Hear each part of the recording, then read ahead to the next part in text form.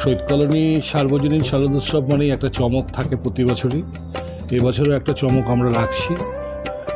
এবছরে আমাদের চমক হলো 75-100, মানে 75 বছর বয়স আমাদের পুজোর।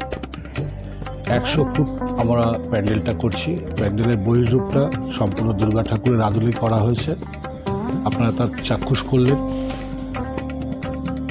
আর ভেতরে আমাদের যে দেখতে পাচ্ছেন, ভেতরে থাকছে বিষ্ণুর 10 অবতার, এবং এখানে একটা প্রতীকী আরেকটা দুর্গা ঠাকুর থাকবে।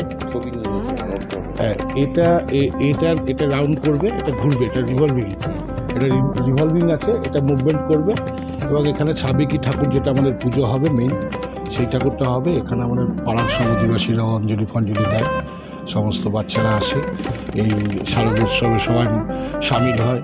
এখানে ধর্মের কোনো জাতপাতের কোনো বিচার থাকে না, সবাই এসে স্বতঃস্ফূর্তভাবে এই বাঙালির শ্রেষ্ঠ উৎসবে সবাই সামিল হয়।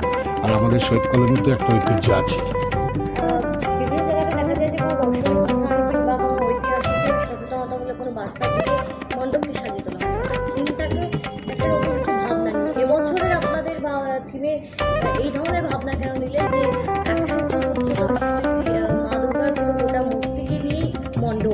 দেখুন, আমরা গত বছর হয়তো আপনারা হয়তো কভার করেছেন।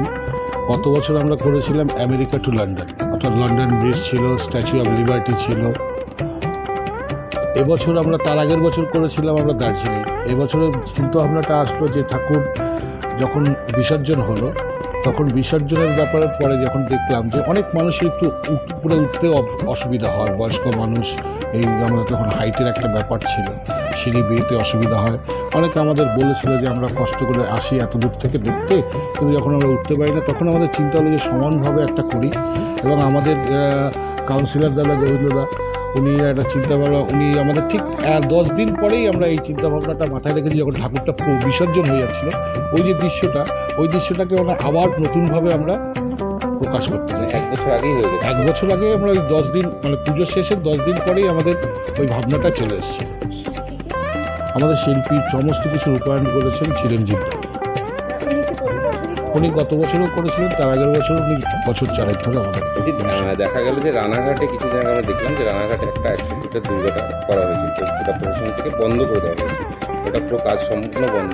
দেখুন, আপনারা ওটার জন্য কি দেখুন, আমাদের অ্যাকচুয়াল ওই ব্যাপারটা টোটালটা সাবজুডিস্ট, সাবজুডিস ব্যাপার নিয়ে অতটা আমরা আলোচনা করতে চাই না, তবে আমাদের প্রোটেকশনটা সম্পূর্ণ থাকবে। আমরা সমস্ত দর্শনার্থী আপনাদের মাধ্যমে বলতে চাই, আমাদের এখানে আসুন, সমস্ত মানুষের দর্শনার্থীদের যেন কোনো রকম অসুবিধা না হয় তার সমস্ত প্রিকশন আমাদের নেওয়া আছে।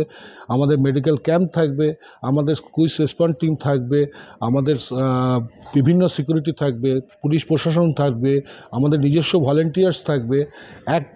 একটা দর্শনার্থীদের যেন কিচ্ছু না হয়, এবং প্রতিটা জায়গায় আমাদের প্রতিটা পয়েন্টে আমাদের সিসিটিভি ক্যামেরা লাগানো থাকবে এবং তার মাইকিং হবে। দর্শনার্থীদের কোনো নির্ভয়, যেমন গত বছর তার আগের বছর আপনারা এসছেন, এবছরে একদম নির্ভয় আনন্দ করতে করতে ঠাকুর দর্শন করুন।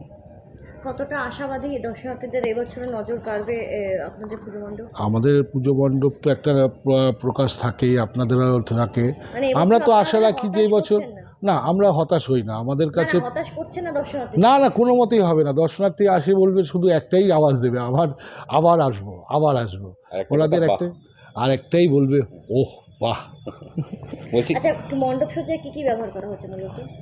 যেটা হয় একটু মানে এগুলো মেইনলি আমাদের তো উনি ভালো বলতে পারবে, তাও মেইনলি তো যতটা ইসে করা যায় যেন অগ্নি নির্বারক ব্যবস্থা প্রচুরভাবে রাখতে হয়। এগুলো তো একদম সেই যেখানে কেমিক্যালগুলো লাগানো হয় সেগুলো ওই সব সিস্টেম, আমাদের রঙের মধ্যে ওই কেমিক্যাল আছে, যাতে কোনো রকম ফায়ারের কিছু না হয়।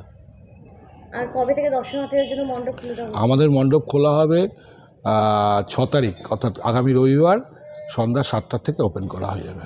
কতটা বাজেট গেছে এটার? ওগুলো ওইভাবে বাজেট তো হয় না আমাদের। অ্যাকচুয়াল পুজোটা তো শুধু আমাদের আর নয়, এই পুজোটা এখন আর আমাদের মধ্যে সীমাবদ্ধ নেই। এই পুজোটা এখন আমাদের এই এতটা অঞ্চলের সমস্ত মানুষের মধ্যেই সীমাবদ্ধ। তার পরিপ্রেক্ষিতে আমাদের একটা খাওয়া দাওয়ার ব্যাপার হয় অষ্টমীর দিন, সমস্ত বাড়ির লোকেদের সবাই, এখানে কোনো বাদ বিচার হয় না, যে আসে সেই দুপুরের একটা খাওয়া দাওয়ার ব্যবস্থা করা হয়, প্লাস লাইট আলোকসজ্জা থাকে। একটু খরচা আছে। আপনার নাম? আমার নাম বিশ্বজিৎ ঘোষ। আর পুজো কমিটির? আমি একটা সদস্য।